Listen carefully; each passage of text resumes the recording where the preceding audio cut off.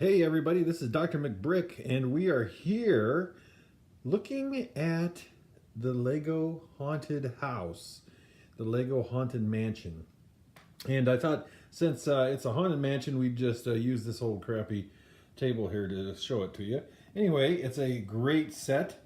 The Haunted Mansion is very, very detailed and comes with various characters such as a Frankenstein and a Drac type character and a Mrs. Drac type character.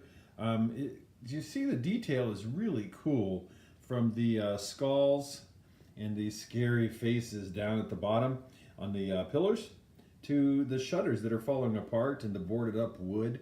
It's just absolutely a fabulous, fabulous detailed model. The roof structures are great. The finials and all the walls and all the stuff is just absolutely fabulous. The brickwork in the fireplace, again, you can see some lathing coming off there and the bricks showing. The roof is very, very detailed. Love those large sloped bricks. Those are going to be great elements for other builds down the road. Even comes with some dead bushes. Comes with this nice little fence element here at the front. As we move over to the side, we see there's the side door. The side door is also has a little porch area, more windows, attic, and all this kind of stuff.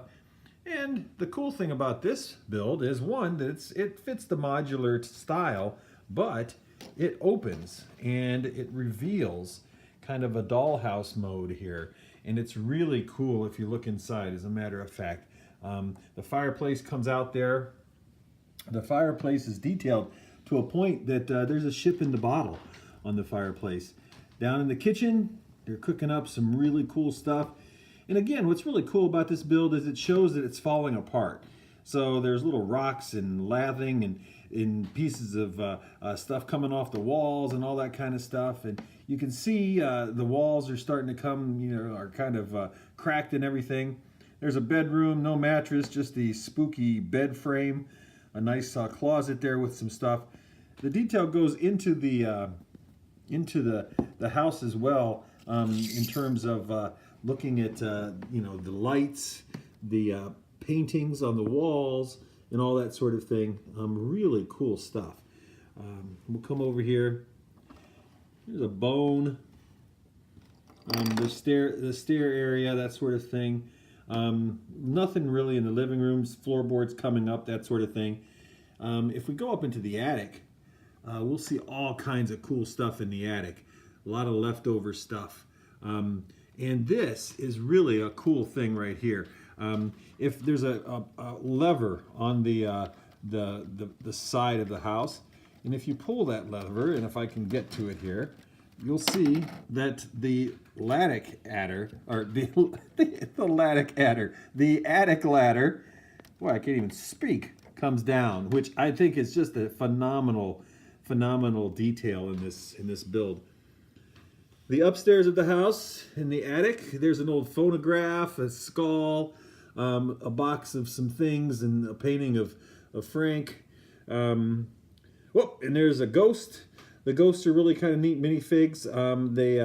The ghost part of the minifig comes off, but there's no face on the ghost or anything. It's just a solid black colored head. But if you shine light on these, the ghosts actually glow in the dark. So that gives you an idea of the detail of this set. It was fun to build. It was really cool to build some of these elements and things. Love the way that they do the ironwork on top of the roof. And the nice thing is that you can kind of move this ironwork kind of any way you want. So if you want to make it look old and rusty, you can, or bent and stuff, you can do that, or you can stick them straight up. Let me show you, kind of come around here to the back of the house.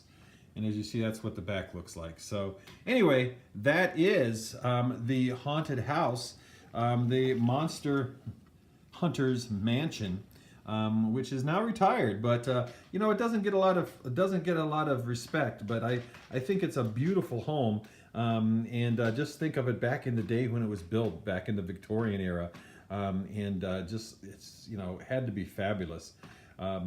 and now it's in disrepair, unfortunately. But anyway, that's the If I could talk today, I'd be dangerous. That is the Monster Hunters Mansion, the biggest set in that particular series. And I thought I'd show it to you today.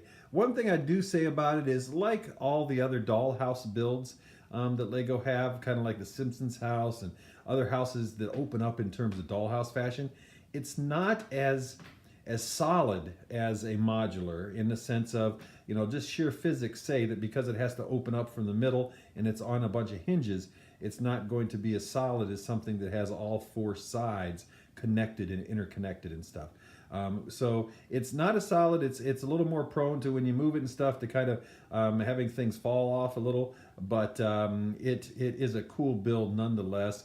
And it is, I mean, it's a sturdy model, don't get me wrong. Lego did a great job with this, and a great job of the detail work, which to me is just really, really cool. A lot of elements in this set to use for other builds, but I hate to take the thing apart. It's just so cool.